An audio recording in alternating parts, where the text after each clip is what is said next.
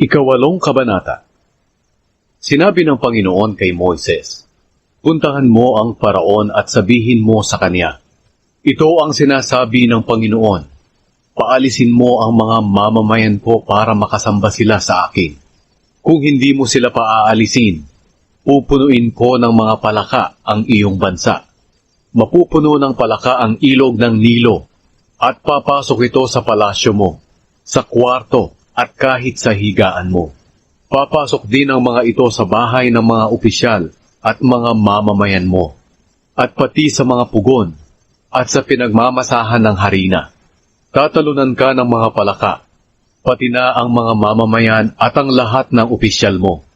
Sinabi pa ng Panginoon kay Moises, "Sabihin mo kay Aaron na iunat niya ang kanyang baston sa mga ilog, sapa at mga kanal, at mapupuno ng palaka ang buong Ehipto." Kaya iniunat ni Aaron ang kanyang baston sa mga tubig ng Ehipto, at lumabas ang mga palaka at napuno ang buong Ehipto. Pero ginawa rin ito ng mga salamangkero sa pamamagitan ng kanilang salamangka. Napalabas din nila ang mga palaka sa tubig ng Ehipto.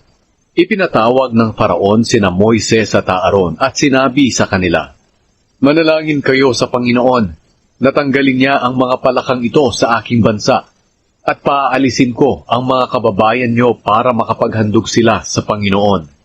Sinabi ni Moises sa Paraon, "Sabihin mo sa akin kung kailan ako mananalangin para sa inyo, sa mga opisyal at sa mga mamamayan mo, para mawala ang mga palakang ito sa inyo at sa mga bahay ninyo. At ang matitira na lang na palaka ay ang mga nasa ilog ng Nilo." Sumagot ang Paraon, "Ipanalangin mo ako bukas." Sinabi ni Moises, "Matutupad ito ayon sa sinabi nyo, para malaman nyo na walang ibang katulad ng Panginoon naming Diyos. Mawawala ang lahat ng palaka sa inyo, maliban sa nasa ilog ng Nilo." Pag-alis nila Moises at Aaron sa harap ng Paraon, nanalangin si Moises sa Panginoon na alisin na ang mga palaka na ipinadala niya sa Ehipto. At ginawa ng Panginoon ang ipinakiusap ni Moises. Namatay ang mga palaka sa mga bahay, mga hardin at sa mga bukid. Tinipon ito ng mga Ehipsyo at ibinunton dahil dito'y bumaho ang buong Ehipto. Pero nang makita ng Paraon na wala na ang mga palaka, nagmatigas na naman siya, at ayaw niyang makinig kina Moises at Aaron, gaya ng sinabi ng Panginoon. Ang salot ng mga lamok. Sinabi ng Panginoon kay Moises, "Sabihin mo kay Aaron na ihampas niya ang kanyang baston sa lupa, at magiging lamok ang mga alikabok sa buong lupain ng Ehipto." Sinunod nila ito, kaya nang hampasin ni Aaron ang kanyang baston ng lupa, naging lamok ang mga alikabok sa buong lupain ng Ehipto. At dumapo ang mga ito sa mga tao at mga hayop. Tinangkarin ng mga salamangkero na gayahin ito sa pamamagitan ng kanilang salamangka, pero nabigo sila. Patuloy na nagsidapo ang mga lamok sa mga tao at mga hayop. Sinabi ng mga salamangkero sa Paraon, "Ang Diyos ang may gawa nito." Pero matigas pa rin ang puso ng Paraon, at hindi siya nakinig kina Moises at Aaron, gaya ng sinabi ng Panginoon. Ang salot ng mga langaw. Sinabi ng Panginoon kay Moises, "Bumangon ka ng maaga bukas, at abangan mo ang Paraon habang papunta siya sa ilog. Sabihin mo sa kanya na ito ang sinasabi ko. Paalisin mo ang mga mamamayan ko, para makasamba sila sa akin. Kung hindi mo sila paaalisin, padadalhan kita ng maraming langaw, pati na ang mga opisyal at mga mamamayan mo. Mapupuno ng mga langaw ang mga bahay ninyo, at matatabunan ng mga ito ang lupa. Pero hindi ito mararanasan sa lupain ng Goshen kung saan naninirahan ang mga mamamayan ko.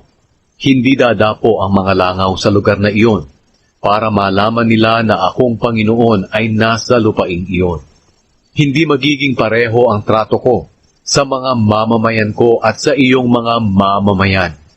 Ang himalang ito ay mangyayari bukas. Nagpadala nga ang Panginoon ng maraming langaw sa palasyo ng Paraon at sa mga bahay ng kanyang mga opisyal at naminsala ang mga ito sa buong lupain ng Ehipto.